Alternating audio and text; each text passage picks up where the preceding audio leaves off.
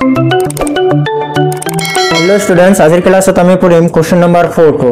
So question number 4 तो आमार हातत आछे तলৰ সংখ্যাবোৰৰ তুলনা কৰা মানে কোনটো সংখ্যা ডাঙৰ আৰু কোনটো সংখ্যা সৰু হেতু আমাক ক'ব লাগে।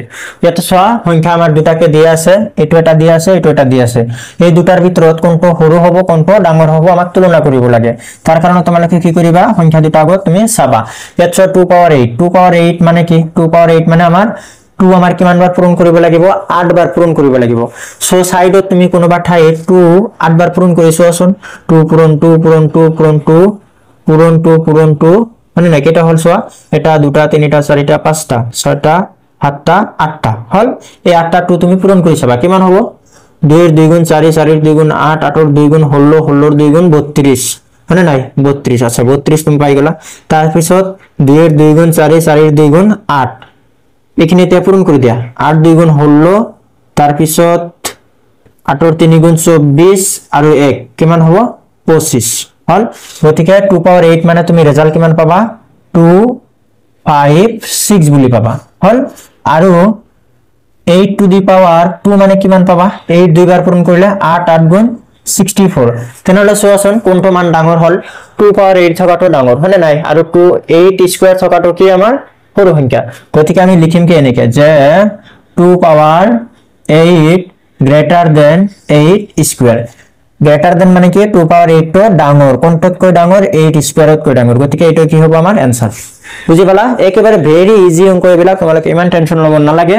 আৰু এই বস্তুবিলাক তোমালোকে কি কৰিবা, এইবিলাক সাইডত ৰাখ কৰি থবা। বুজি পালা কথাটো, তাৰ মানে এইবিলাক তোমালোকে অংকৰ ভিতৰত কৰিব নালাগে, সাইডত কৰিবা। তাৰ পিছত চোৱা এইটো হল একেবাৰে ভেৰি ইজি অঙ্ক, সেই কাৰণে আমি সলিউশন লিখা নাই, ডাইৰেক্ট आंसर বলি লিখিছো।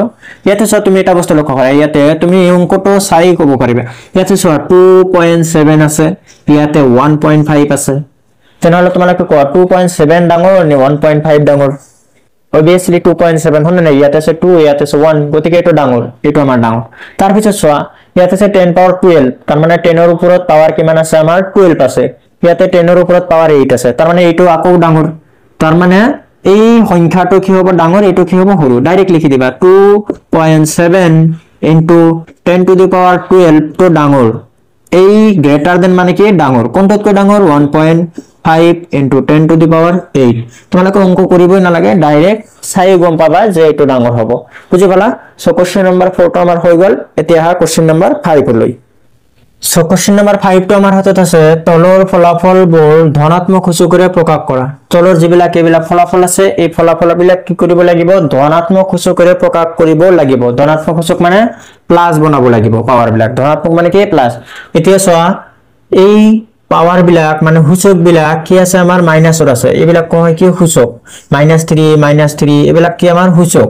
সূচক বিলাক চোৱা মাইনাস আছে না নাই, মাইনাস আছে। গতিকে এই সূচক বিলাক কি কৰিব লাগিব, আমাৰ প্লাস বনাব লাগিব। ইয়াতে চোৱা -4 আমাৰ ঋণাত্মক হৈ আছে, গতিকে এটো ধনাত্মক বনালে আমাৰ কাম শেষ হল। গতিকে চোৱা কেনেকৈ কৰিবা তুমি, একেবাৰে ভেৰি ইজি। তুমি কি কৰিবা, মাইনাস তো প্লাস বনোৱাৰ বুদ্ধিটো কি তোমাৰ, এই বস্তুটো উলটাই দিব লাগে হয় না। ইয়াৰ আগত কৈছিলো মই যে ইয়াৰ তলত আছে 1 টো যদি ওপৰত লিখি দে আৰু 2 টো যদি তলত লিখি দে আমাৰ হৈ যাব কাম। তেনেহলে আমি এটোক লিখিব পাৰিম কি 1/2 হোল টু দি পাৱাৰ 3। বুজি পালা কথাটো, একেবাৰে ভেৰি ইজি হল।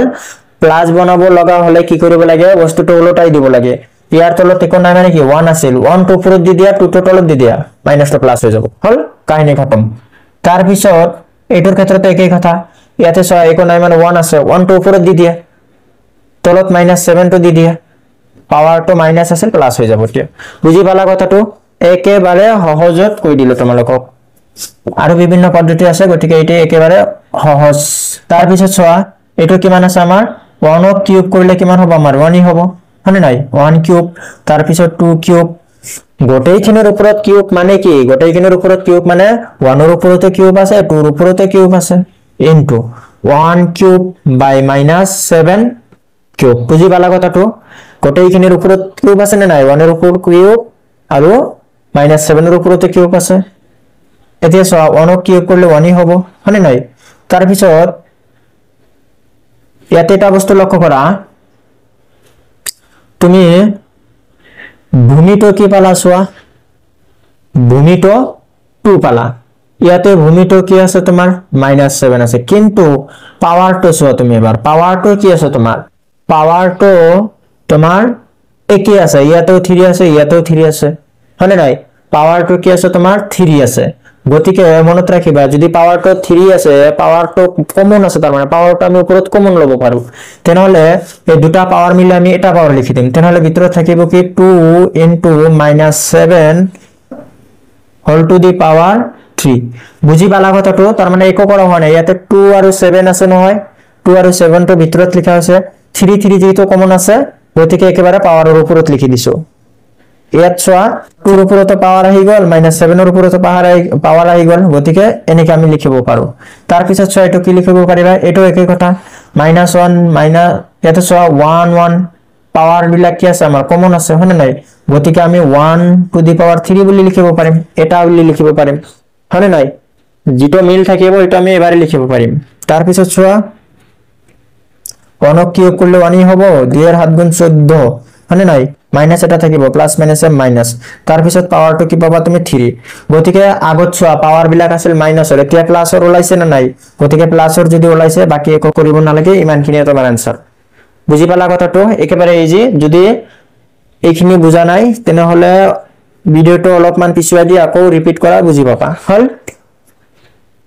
তাৰ পিছত চোৱা এটো চালে আৰু ভালকে বুজি পোৱা যাব এটো চালে তোমালোকে ইজিলি বুজি পাবা ইয়াতে একেই কথা ইয়াতে আমি মাইনাস তো প্লাস বনাম তেনেহলে তুমি এক কাম কৰি দিয়া কি কৰিবা এটো কলটাই দিয়া কলটাই দিলে কি হ'ব -3 তো কলটাই দিলে ভাই কি হ'ব -3 হৈ যাব মানে নাই পাৱাৰ যেটো মাইনাস আছে এটো কি হৈ যাব তোমাৰ +4 হৈ যাব এতিয়া এটো একেই কথা ইয়াৰ তলত আছে 3 তো ওপৰত দি দিয়া তলত 5 তো আহি যাব গতিকে এই মাইনাস তো প্লাস হৈ যাব তাৰ মানে বস্তুটো উলটাই দিলেই কি হৈ যাব মাইনাস তো প্লাস হৈ যাব বুজি পালা তাৰ পিছত চোৱা ইয়াতে কি লিখিব পাৰিবা তুমি এতিয়া চোৱা ইয়াতে 4 ইয়াতেও 4 মানে নাই তাৰ মানে আকৌ আমাৰ কি আছে পাৱাৰ কমন আছে গতিকে আমি পাৱাৰটো কমন লম কেনেকৈ কমন লম এনেকৈ 1/3 মাইনাস এনেকৈ লিখিবা ইনটু 3/5 লিখিলা এনেকৈ লিখাৰ পিছত গোটেইখিনিৰ ওপৰত পাৱাৰ 4 দি দিয়া কমন লোৱা হৈ গল তাৰ মানে কেনেকুৱা কথাটো পাৱাৰ 4 দুটা আছিল নহয় দুটা একেই আছিল গতিকে দুটাৰ বস্তুৰ ওপৰত একেবাৰে পাৱাৰ 4 দি দিছো তাৰ মানে এইটোৰ ওপৰত পাৱাৰ 4 আহি গল এইটোৰ ওপৰত পাৱাৰ 4 আহি গল গোটেইখিনিৰ ওপৰত পাৱাৰ 4 দি দিলো না নাই গতিকে আমি এনেকৈ লিখিব পাৰিম যদি একেই থাকে পাৱাৰ হল আমি এনেকৈ লিখিব পাৰিম ইয়াতো এই কাউন্টই কৰা হৈছে বুজি পালা ইয়াতো তলত 3 ওপৰত 3 ক্যান্সেল কৰিব পাৰিবা তুমি তেনেহলে পাবা কি ওপৰত থাকিব তোমাৰ এটা 1 তলত পাবা তুমি এটা মাইনাস আৰু এটা 5 হল হল টু দি পাৱাৰ কি পাবা 4 এতিয়া সয় এটো কি লিখিব পাৰিবা 1 টু দি পাৱাৰ 4 বুলি লিখিব পাৰিবা 1 ৰ ওপৰত পাৱাৰ 4 গোটেইখিনিৰ ওপৰত মানে কি 1 ৰ ওপৰত পাৱাৰ 4 মাইনাস 5 ৰ ওপৰত পাৱাৰ 4 হল 1ক 4 বাৰ পূৰণ কৰিলে কিমান হ'ব তোমাৰ 1 হ'ব আৰু এই মাইনাস তো আমাৰ প্লাস হৈ যাব কি কাৰণে প্লাস হ'ব কাৰণ উপৰত পাৱাৰটো সব যুগ্ম আছে যদি যুগ্ম